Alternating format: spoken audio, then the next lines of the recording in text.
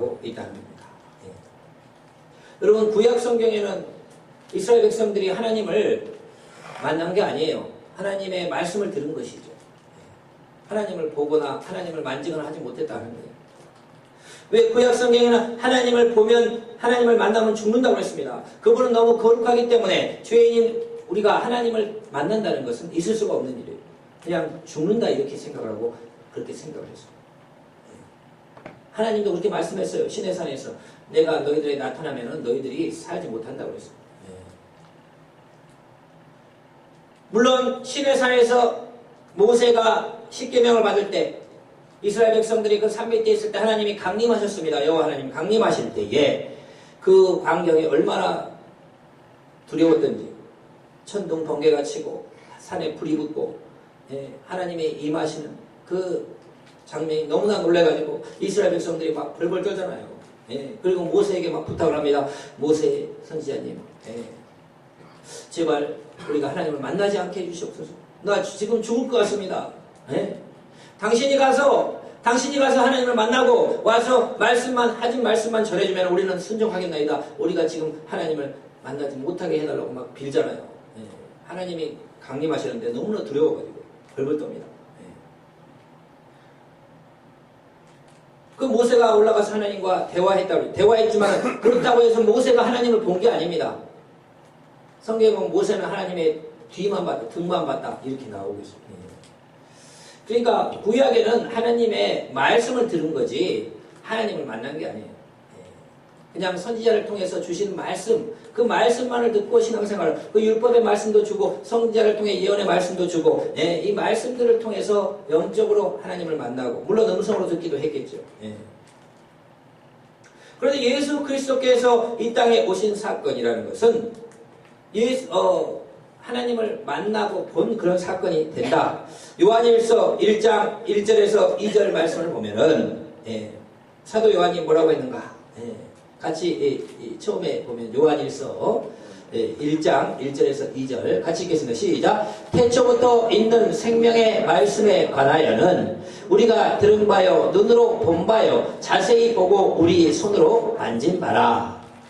그 다음에 2절. 이 생명이 나타나신 바 된지라. 이 영원한 생명을 우리가 보았고 증언하여 너희에게 전하노니 이는 아버지와 함께 계시다가 우리에게 나타나신 바 된 신이라. 그러니까 태초부터 계신 말씀, 하나님이 온 우주 만물을 창조하실 때 말씀으로 창조하셨는데 그 말씀이 예수님이거든요. 이분이 인간의 몸을 입고 이 땅에 내려오셔서 그분을 우리가 만지고 보았다 이렇게 사도 요한이 말씀하고 있다는 거예요. 그래서 구약에는 음성으로만 듣고 선지자를 통하여 그 말씀으로만 들었던 하나님, 이제는 말씀이신 하나님 예수 그리스도께서 태초부터 계신 말씀이신 하나님 예수 그리스도께서 인간의 몸을 입고 이 땅에 오셔서 우리와 함께 사시고 우리가 그분을 만져보았다, 보고 만졌다는 거예요. 물론 뭐 성부 하나님과 성자 예수님, 성령님을 구별하기도 하지만 또 아버지와 아들과 성령은 하나라고 하죠. 빌립이 말합니다. 아버지는 우리에게 보여주십시오. 예수님께 이야기를 하는 거예요. 여기 예수님 뭐라고 합니까? 빌립아, 네가 나하고 그렇게 오랫동안 있으면서 왜 아버지를 보여달라고 하느냐? 나를 본 자는 아버지를 봤거늘 왜 아버지를 보여달라고 하느냐? 이렇게 말씀하잖아요. 유대인들과 논쟁할 때에 예수님 뭐라고 합니까? 나와 아버지는 하나라고 했어요. 하나. 그러니 유대인들이 불러 쳐 죽이려고 그러잖아요. 그러니까 나를 본 자는 아버지를 봤다고 했어요. 그러니까 우리가 이 신비한 비밀을 다 이해할 수는 없지만은 어쨌든 태초부터 계신 말씀이신 하나님, 온 세상을 하나님 말씀으로 창조할 때 그 말씀이신 하나님이 인간의 몸을 입고 이 땅에 오셨어요. 우리가 그분을 보고 만졌다는 거예요. 여러분, 이 성탄의 사건이 얼마나 놀랍고 귀한 사건인가 하는 것을 우리가 깨달아야 된다는 것입니다. 여러분, 예수 그리스도께서 이 땅에 오셔서 오실 때요, 예수님은 어떤 분이냐? 참 하나님과 참 사람이라고 그랬어요. 오늘 예수 그리스도의 나심에 대해서 말씀을 할 때에 예수 그리스도의 나심은 이러하니라. 그의 어머니 마리아가 요셉과 약혼하고 동거하기 전에 성령으로 잉태된 것이 나타났더니, 이렇게 말씀합니다. 예수 그리스도는 탄생부터가 다릅니다.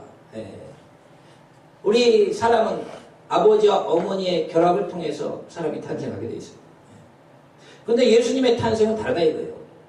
말씀이신 하나님이 인간의 몸을 입고 와야 되는데 우리와 똑같이 아버지와 어머니의 결합을 통해서 태어나면 그것은 아담의 후손이요 죄인의 후손, 죄의 피를 이어받을 수밖에 없는 거예요.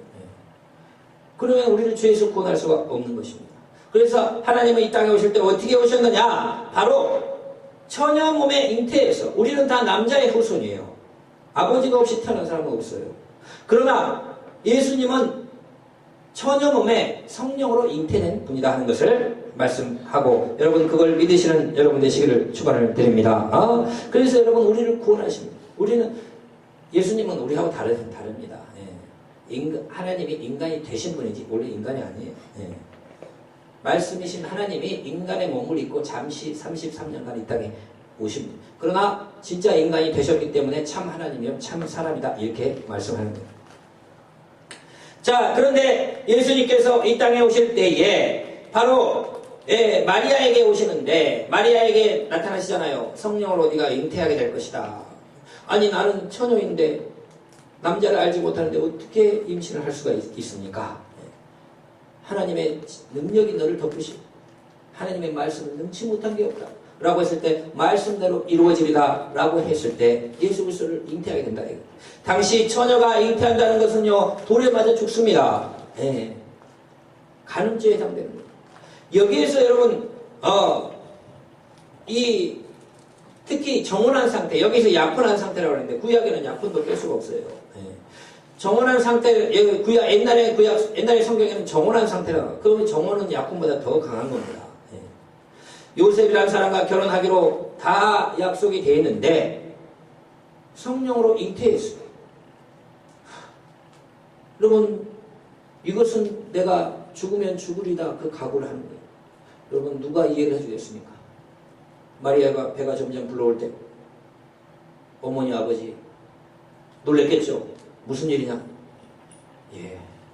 천사가 말씀을 주시고 내가 성령으로 잉태를 했습니다. 그럼 어머니 아버지가 어떻게 생각하겠어요? 누가 그 말을 믿겠습니까?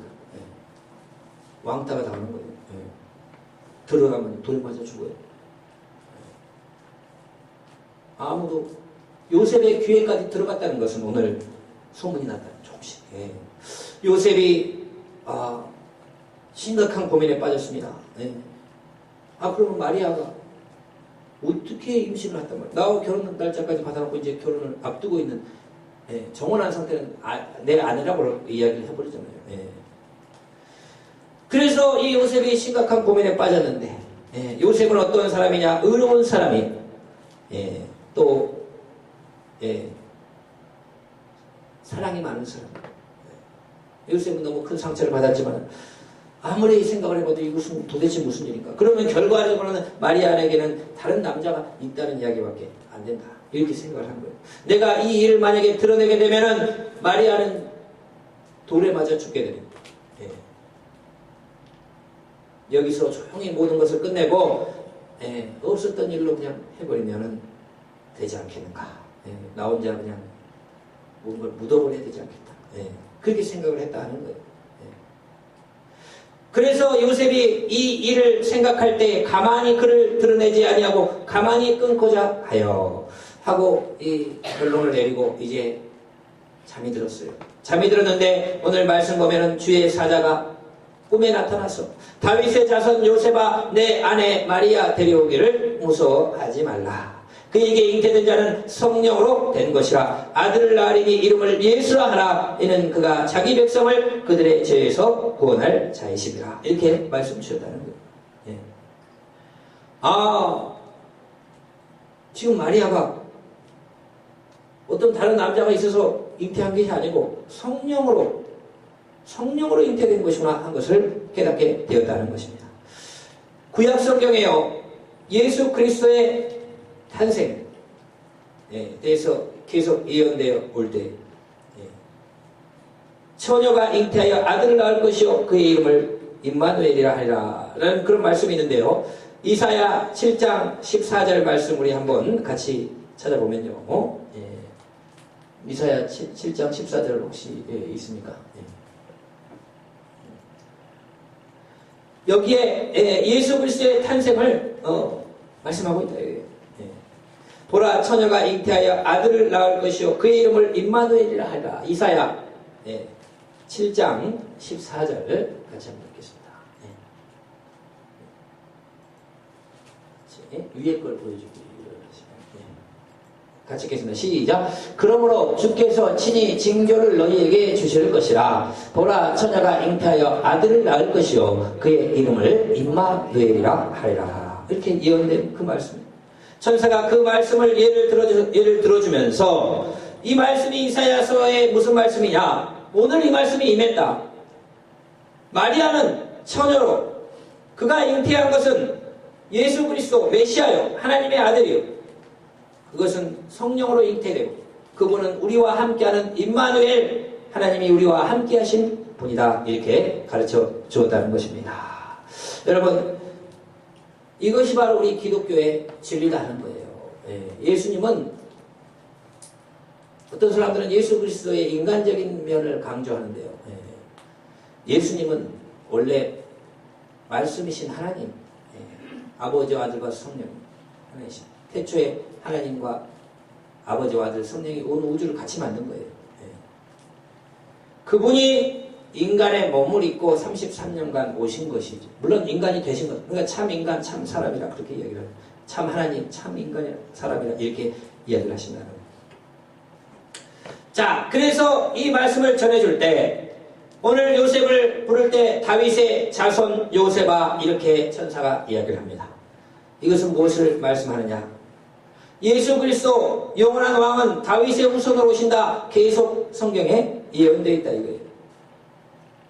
이사야 11장 1절에서 2절 말씀 보면요. 다윗의 후손 중에서 영원한 왕, 만왕의 왕, 온 이스라엘의 왕이 태어난다. 계속 예언되어 있는 성경에 같이 읽겠습니다. 시작. 이새 줄기에서 한 싹이 나며 그 뿌리에서 한 가지가 나서 결실할 것이요. 그의 위에 여호와의 영 곧 지혜와 총명의 영이요 모략과 재능의 영이요 지식과 여호와를 경외하는 영이 강림하시리니. 이사야 11장 1절 말씀이에요. 1절 보면 이새의 줄기에서 한 싹이 난다 이거예요. 이새의 줄기에서. 이새는 다윗의 아버지입니다. 다윗의 후손으로서, 그러니까 이새의 줄기란 다윗의 아버지니까 다윗의 후손에 한 싹이 나서 결실한 그 메시아가 다윗의 후손으로 오신다. 그분은 그 뿌리에서, 그 1절 보면 뿌리에서 한 가지가 난다. 그러면은 예수님은 다윗의 후손이지만 실제로는 다윗의 뿌리라 이거예요. 태초부터 계신 분이라 이거예요. 예수님은 아브라함부터 먼저 계신 분이에요. 아담보다 먼저 계십니다. 하늘에 이미 하나님과 함께 온 우주 만물을 창조하신 말씀이신 하나님이라 이거예요. 그분이 다윗의 후손으로 오신다 이거예요. 그걸 예언되어 있다는 거예요. 자, 에스겔 34장 23절에서 24절 같이 읽겠습니다. 시작. 내가 한 목자를 그들 위에 세워 먹이게 하리니 그는 내 종 다윗이라. 그가 그들을 먹이고 그들의 목자가 될지라. 나 여호와는 그들의 하나님이 되고 내 종 다윗은 그들 중에 왕이 되리라. 나 여호와의 말이니라. 에스겔 선지자는 다윗의 한참 후의 사람이에요. 나라를 뺏겼을 때 바벨론 포로 시절입니다. 그때 하나님이 그에게 주신 예언의 말씀으로 이제 다윗이 목자가 되어가지고 이스라엘 백성을 다스리는, 나는 그들의 하나님이 되고 내 종 다윗은 그들의 왕이 되고. 여기서 다윗은 다윗의 후손 예수 그리스도를 의미하는 거예요. 그러니까 성경에는요 예수님이 다윗의 후손으로 온다는 예언이 굉장히 차고 넘칩니다. 다윗 왕의 후손으로 태어난다. 자, 그러면은 요셉은 누구냐? 다윗의 후손이. 오늘 천사가 다윗의 후손, 다윗의 자손 요셉아 이렇게 불렀다 이거예요. 창세기 1장 1절에서 마태복음 1장 1절에서 17절 이 말씀 보면은 예수님의 족보가 나오잖아요. 아브라함과 다윗의 자손 예수 그리스도의 계보를 하면 아브라함이 이삭을 낳고 이삭이 야곱을 낳고 쭉쭉 낳고 나오는데 이건 뭘 가르쳐 줍니까?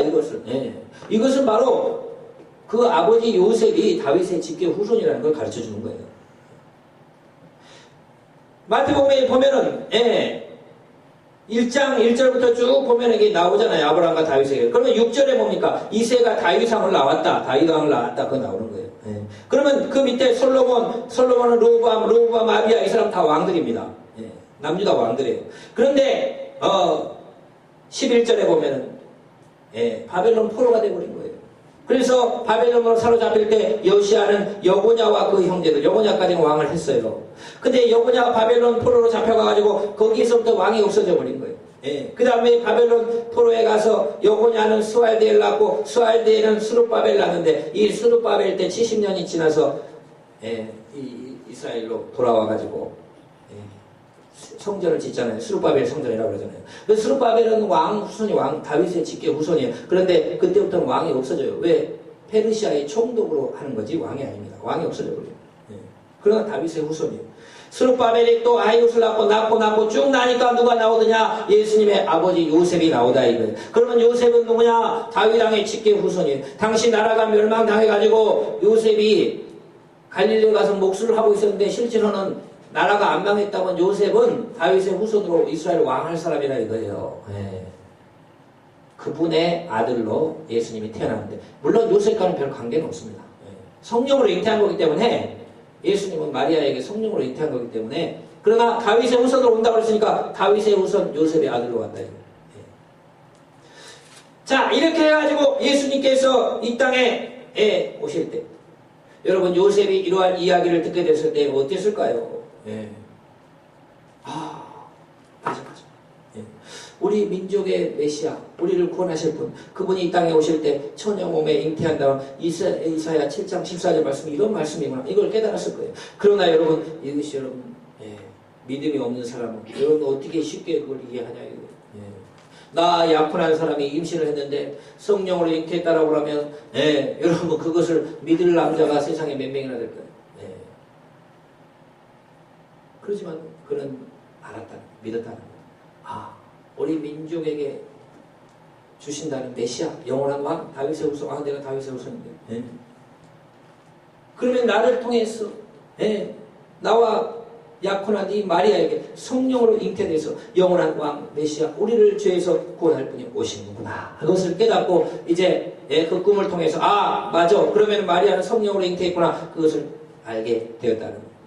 그리고 이제 그 천사가 전해줍니다. 아들을 낳으니 이름을 예수라 하라. 이는 그가 자기 백성을 그들의 죄에서 구원할 자이심이라. 말씀했다는 거예요. 여러분 우리를 죄에서 구원할 분에 대해서 우리가 말씀 몇 주 전에 나누었지만 예수 그리스도께서는 결국 뭐냐? 우리를 죄에서 구원하시기 위해 오신 분이다 이거예요. 죄. 결국 성경은 죄에 대해서 말하는 겁니다. 죄는 뭐냐? 하나님을 떠나간 하나님 말씀을 따르지 않는 게 죄예요. 하나님 말씀을 따르지 않는 건 마귀 말을 따르는 거예요. 에덴 동산에서 하나님 말씀을 따를 것이냐 마귀 말을 따를 것이냐의 선택에서 인간은 마귀 말을 따릅니다. 선악과를 먹지 말라는 건 하나님 말씀이고 선악과를 먹으라는 것은 마귀의 이야기예요. 그러면은 하나님의 말씀을 따라서 선악과를 안 먹었으면 되는데 마귀의 말을 쫓아가지고 선악과를 따먹더라고요. 그러니까 하나님의 말씀을 따라가는 것은 생명이요 마귀의 말을 따라가는 건 죽음입니다. 자, 그런데 그것이 바로 죄예요. 죄는 다른 게 아니에요. 하나님 말씀을 안 따라가고 마귀의 말을 따라가는 게 죄예요. 그것을 여러분 그 죄 때문에 이제는 마귀의 종로를 타고 사망의 종로를 타고 그렇게 죽을 수밖에 없는 우리를 예수님께서 이 땅에 오셔서 죄 때문에 죽게 되고 죄 때문에 마귀의 종이 됐는데 죄의 문제를 해결하니까 우리는 마귀의 종에서 벗어나고 죄의 종에서 벗어나고 하나님의 종이 되고 하나님의 백성이 되고 생명의 영생의 의의 백성으로 변화시켜 주는 거예요. 그러니까 결국은 예수 그리스도께서 이 땅에 오신 가장 중요한 이유는 이 죄 때문에 우리가 마귀 종이 됐는데 죄 때문에 죽게 됐는데 이 죄의 문제를 해결해서 우리가 하나님의 백성이 되고 주의 자녀가 되고 우리가 사망에서 영원한 생명을 얻게 하신 것이 주의 뜻인 줄로 믿으시기를 축원을 드립니다. 그래서 아들을 낳으리니 그분을 예수라. 예수는 구원자예요. 구약에는 여호수아, 예수, 신약에는 여호수아도 이름이 같은 의미입니다. 구원자예요. 구원자.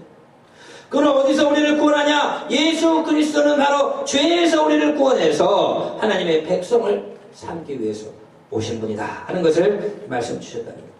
그러면서 보라 처녀가 잉태하여 아들을 낳을 것이요 이름을 임마누엘이라 하리라 하셨으니 이는 하나님이 우리와 함께 계시다 뜻이니라. 이렇게 가르쳐 주니까 요셉이 아 그렇구나. 예. 그래서 주의 사자의 분부대로 이제 그의 아내 마리아를 데리고 마리아를 사실 누가 돌봐주겠어요. 예. 그의 부모들도 막 이제 쉬쉬하고 어떻게 해든지 어떻게 할 줄 모르고. 예. 그래서 요셉이 그 꿈을 꾸고 데려와 가지고 아들을 낳기까지 동침치 아니하고 그를 돌봐주던. 그래서 정말 아들을 낳으니 이름을 예수라 하라. 예. 이렇게 지었다 하는 겁니다. 예. 이것이 바로 예수 그리스도의 탄생이다 하는 겁니다. 탄생부터가 어려웠어요. 예. 힘들었어요. 마리아는 목숨을 걸었고 요셉은 모든 자존심을 다 내려. 예. 그의 가족도 뭐 완전한 위기였고 인간을 구원하기 위한 것은 쉽지 않았다 이거. 예. 자, 그런데 예수님이 탄생하자마자 동방의 박사들이요 예수님의 탄생을 보고 별을 보고 연구하다가 이스라엘로 찾아옵니다. 유대교는요 바벨론 포로로 잡혀갔는데 거기에서 이 두각을 나타내잖아요. 다니엘이 막 왕 밑에 사람이에요. 그 뭐 나중에 바벨론 페르시아에 망하니까 거기에 또 모르드게가 나와가지고요. 그 페르시아 전 제국에서요 잡혀간 유대인들이 워낙 똑똑해가지고요 유대교로 많이 개종을 합니다. 아 하나님 살아계신 걸 많은 사람이 알게 돼요. 그러니까 바벨론 포로가 된 것도 다 뜻이 있었어요. 그게 선교예요, 선교. 바벨론의 그 세계를 제패한 바벨론이라든지 페르시아 거기에서 유대인들이 잡혀간 유대 후손들이 탑이 되는 거예요. 탑이. 다니엘이 총리가 되는 거예요. 모든 환상과 꿈을 해석하고 모르드게는 또 그 위기 가운데 총리가 되고 에스더는 왕의 부인이 되고 페르시아 제국에 오늘날은 미국 대통령의 부인이 된 거랑 마찬가지. 그거보다 더 한 거예요. 에스더가 그런 사람 아닙니까? 에스더. 그러니까 유대인들이 가서 막 엄청나게 잘합니다. 그러니까 유대교로 많이 개종을 해요. 그러니까 그 바벨론 땅에 바벨론 포로 이후에 돌아왔지만 그 땅에 성공한 사람들은 안 돌아와요. 왜? 70년에 포로로 잡혀가지고 거기서 자리를 잡아가지고 크게 부유하게 되고 포로 나중에 이제 거기서 자리를 오늘날도 뭐 미국으로 이민 갔다가 뭐 돌아오나요? 안 돌아오는 사람 많죠. 그거 마찬가지예요. 바벨론 세계 최대의 도시인데 거기에 포로로 잡혀갔지만 70년 동안 살다가 거기서 자리 잡고 부유하고 되고 하니까 안 돌아오고 그래요. 그러니까 유대인들이 많이 흩어져 삽니다. 그러니까 유대교가 퍼지니까 이 동방 땅 그런 바벨론이나 그런 저 페르시아 그 지역에서도 유대교에 입교한 사람이 많고 성경을 공부한 사람이 많고 그 메시아가 난다는 것을 말씀을 통해 자들이 배웠어요. 그래가지고 그걸 또 별을 통해서 별이 왜 연결되는지 나는 몰라요. 그러나 별을 막 연구하면서 유대인 왕이 또 특별한 징조의 별이 보였다 이거.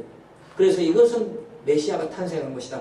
만왕의 왕, 유대인의 왕이 탄생한 것이다. 그래서 별을 찾아보고 경배하러 동방의 박사가 오게 됐다는 거예요. 참 그 신기한 게 이스라엘 백성들은 전혀 관심이 없는데 정말 아브라함의 후손들이 예수 그리스도를 맞이한 사람들은 잊어버리고 있는데 동방의 박사 3명이 도착해가지고 별을 따라왔어요. 별을 따라왔어요. 근데 이 사람들이 중간에 딱 생각하기를 예수님이 만왕의 왕이 유대인의 왕이 태어났으면 왕궁에 태어났지 않겠냐. 그래서 헤롯 궁궐을 찾아가지고 여기 왕 태어나신 아기 왕이 어디 계시냐고 그랬더니 헤롯과 온 이스라엘이 소동을 했다. 당시 헤롯은 정말 잔인한 사람이에요. 이스라엘은 자기 나라 사람 외에는 왕을 세울 수가 없습니다. 그러나 헤롯은 바로 에돔 출신이에요. 에돔 출신. 피가 섞인 사람이에요.